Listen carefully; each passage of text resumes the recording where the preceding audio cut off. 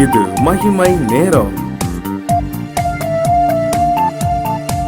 இந்த 6வது நாளிலும் கூட நம் கர்த்தரின் சமூகத்திலே கிடைக்கின்ற ஆசீர்வாதங்களை குறித்து தியானிக்க இருக்கின்றோம். இந்த 6வது நாளிலே கர்த்தரின் சமூகத்திலே கிடைக்கின்ற ஆசீர்வாதம் என்ன தெரியுமா?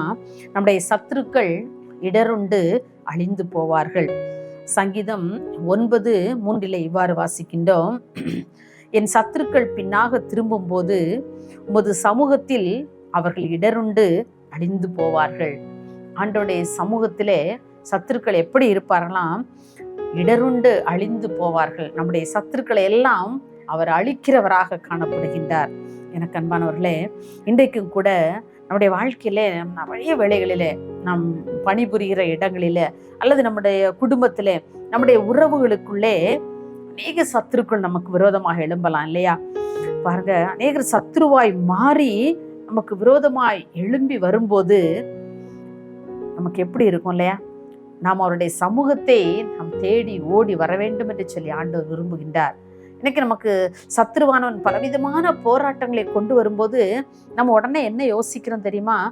எந்த மனிதனை தேடி போகலாம், எந்த பெரிய அரசியல்வாதியை நம்ம தேடி போகலாம், அல்லது பெரிய பணக்காரர்களை தேடி போகலாம், அல்லது நமக்கு நெருங்கிய உறவினர்களை தேடி போகலாம். இப்படித்தான் நம்ம யோசிக்கிறோமே ஒழிய நம்முடைய சத்துருக்களால் நமக்கு வருகின்ற பிரச்சனையை சால்வ் பண்றதுக்கு நம்ம தேவ சமூகத்துக்கு ஓடணுங்கிற எண்ணமே நமக்கு இல்லாமல் போய்விடுகிறது.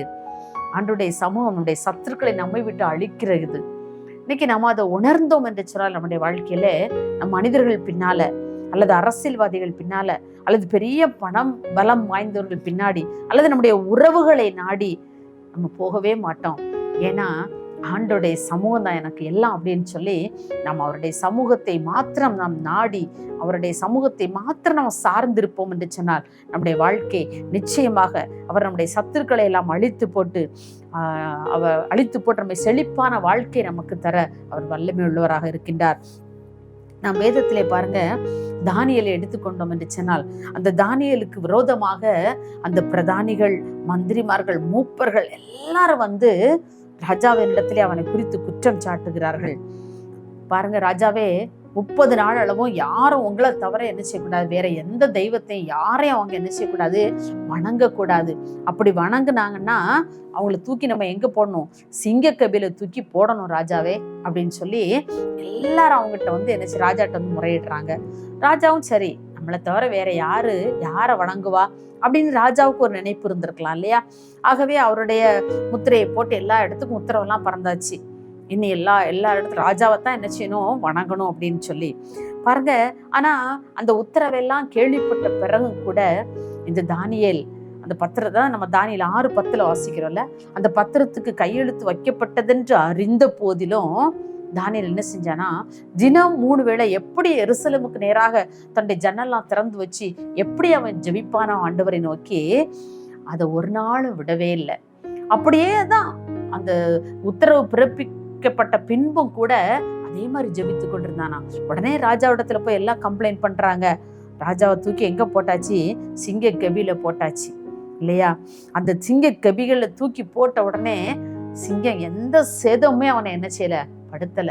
இந்த சத்துருக்கள் அவனுக்கு விரோதமா எவ்வளவோ போராடினாங்கல்ல, ராஜாட்ட போய் சொல்லியாச்சு, கம்ப்ளைண்ட் பண்ணியாச்சு, இப்ப தானியேலை தூக்கி சிங்க கபில போட்டாச்சு. ஆனா அந்த சிங்கங்கள் அவரை சேதப்படுத்தவில்லை. சேதப்படுத்த விடாதபடி அவர் தம்முடைய தூதனை அனுப்பி அந்த சிங்கங்களுடைய வாயை கட்டி போட்டார் என்று சொல்லி நாம் வாசிக்கின்றோம். பாருங்க, இப்ப தானியேல் மறுபடியும் சிங்க கபியிலிருந்து தூக்கி விடப்படுகிறார். ஆனா உடனே ராஜா சொல்றாரு, இவ்வளவு ஒரு சேதமே இல்லையே, சிங்கங்களை அவனை ஒரு சேதம் கூட படுத்தலையே, எவ்வளவு அமைதியா, எந்த அலறல் சத்தமோ அழுகையின் சத்தமோ கேட்கவே இல்லையே, சிங்கத்தினுடைய கர்ஜனையும் கேட்கப்படவே இல்லையே, என்ன ஒரு அற்புதமான ஒரு தெய்வத்தை நீ வணங்கி இருக்கிறாய் என்று சொல்லி அப்ப யாரெல்லாம் அந்த அவருடைய சமூகத்துல வந்து தானியேலை குறித்து குற்றம் சாட்டினார்களோ அவங்களை எல்லாம் கூப்பிடுன்னு ராஜா சொல்லிட்டாரு. ராஜா தானியேலுக்கு சத்ருவா இருந்த அனைவரும் வந்தாங்க. அவங்களை தூக்கி என்ன செய்தாங்க, இப்போ சிங்க கபில போட்டாங்க. வேதம் சொல்லுது, அவங்க சிங்க கபில வந்து விழுகிறதுக்கு முன்னே அந்த சிங்கங்கள் எல்லாம் ஏறி பாய்ந்து அவங்களுடைய எலும்புகளை என்ன செய்தான், நொறுக்கி போட்டு விட்டதாம். பாருங்க, இங்கிருந்து அவங்க மேல பாஞ்சு அப்படியே அவர்களை கவ்வி பிடித்து அவருடைய எலும்புகளை எல்லாம் நொறுக்கி போட்டது என்று சொல்லி நாம் வேதத்திலே வாசிக்கின்றோம். அவனுடைய சத்துருக்கள் எல்லாம் என்ன செய்தாங்க? அழிக்கப்பட்டார்கள். எப்போது? அவருடைய சமூகத்திலே தானியேல் காத்திருந்த போது. தேவ சமூகத்திலே நாம் காத்திருக்கும் பொழுது நமக்கு விரோதமாய் சதி ஆலோசனைகள் பண்ணுகின்ற சத்துருக்கள் அழிக்கப்படுவார்கள் என்பது உறுதி. தானியேல் அதற்கு ஒரு நல்ல உதாரணம் இல்லையா? நம்முடைய வாழ்க்கையில நாம நினைக்கலாம், எனக்கு விரோதமாய் எவ்வளவோ சத்துருக்கள் போராடி என்னை மேற்கொண்டு விடலாம் என்று சொல்லி நிற்கிறார்கள் என்று சொல்லி, ஆனா நீங்க மாத்திரம் ஆண்டவருடைய சமூகத்திலே அமர்ந்திருப்பீர்கள் என்று சொன்னால் எந்த கலக்கமின்றி எந்த சலனமின்றி ஆண்டவர் உங்களுடைய வாழ்க்கையிலே உங்களுடைய சத்துருக்களை அழித்து போட்டு நீங்கள் சந்தோஷமாய் மகிழ்ச்சியாய் மாறும்படியாய் ஆண்டவர் உதவி செய்வார். அதே போலவே சாத்ராக், மேஷாக், ஆபேத்நேகோவுக்கு விரோதமாக அவருடைய சத்துருக்கள் எல்லாம் வந்து அவங்களை என்ன செய்தாங்க? அக்கினி சூழலை போட வேண்டும் என்று சொன்னாங்க. அப்படி அக்கினி சூழலை அவங்கள கட்டி கொண்டு போனாங்க இல்லையா? அக்னி சூழலை தூக்கி போட போனவங்களை அக்னி பட்சித்து போட்டது.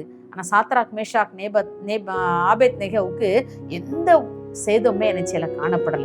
அவனுடைய சத்ருவா இருந்தவர்களே என்ன செய்து எல்லாம் அந்த அக்கினி பட்சித்து போட்டது. பாருங்க, அன்றைக்கு தானியேலும் சாத்ராக், மேஷாக், ஆபேத்நேகோ என்பவர்களும் கர்த்தரின் சமூகத்தை நாடி தேடி வந்ததுனாலே அவருடைய சத்துருக்களை எல்லாம் தேவன் அழித்து போட்டார். இன்றைக்கு அவர்கள் எல்லாம் நமக்கு ஒரு முன் உதாரணமாக நின்று கொண்டிருக்கின்றார்கள்.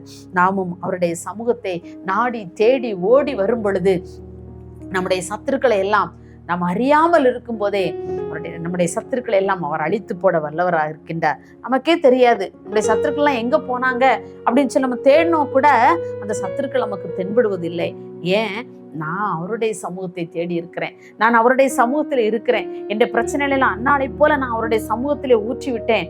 எனக்கு விரோதமாய் உருவாக்கப்படுகின்ற எந்த ஆயுதமும் அது வாய்க்காதே போகும். என்னுடைய சத்துருக்கள் எனக்கு பின்னிட்டு திரும்புவார்கள், அவர்கள் கர்த்தராலே அழிக்கப்படுவார்கள். ஆம், எனக்கு அன்பானவர்களே, ஒருவேளை இன்றைக்கு உங்களுக்கு விரோதமாய் சத்துருக்கள் பெருகி இருக்கின்றார்களோ, கவலையே படாதுங்க. ஆண்டவருடைய சமூகத்துக்கு மாத்திரம் ஓடி வாங்க. ஆண்டவருடைய சமூகத்திற்கு நீங்க அவரை தேடி நாடி அந்த சமூகத்தை வாஞ்சித்து வரும் பொழுது நிச்சயமாகவே உங்கள் சத்துருக்கள் உங்களுக்கு பின்னிட்டு திரும்பும்படியாய், அவர் சத்துருக்களை அழித்து போடும்படியாய் ஆவியானவர் அவர் விரோதமாய் கொடியேற்றுவார். நாம் ஜெயக்கொடி நாட்டோம். அப்படிப்பட்ட கிருபைகளை தர நாம் ஜெபிப்போமா? மகா இரக்கமும் கிருபை நிறைந்த நண்பர்களே, சாமி, இந்த அருமையான 6வது நாளின் காலை வேளைக்காக உமக்கு நாங்கள் நன்றி செலுத்துறோம்ப்பா. ஆண்டவரே, உங்களுடைய சமூகத்திலிருந்து கிடைக்கின்ற ஆசீர்வாதங்களை குறித்து நாங்கள் ஒவ்வொரு நாளும் தியானிக்கிறோம்ப்பா.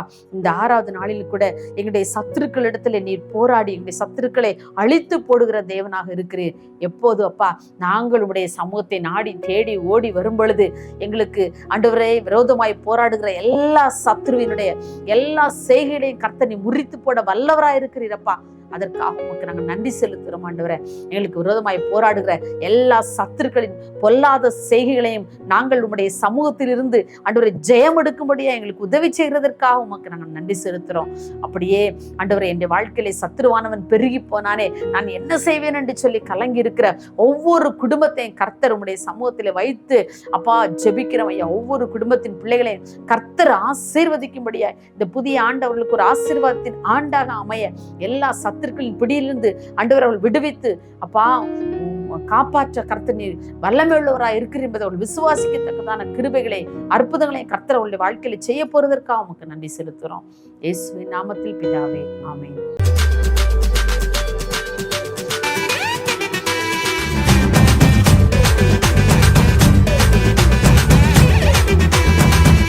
மகிமை மகிமை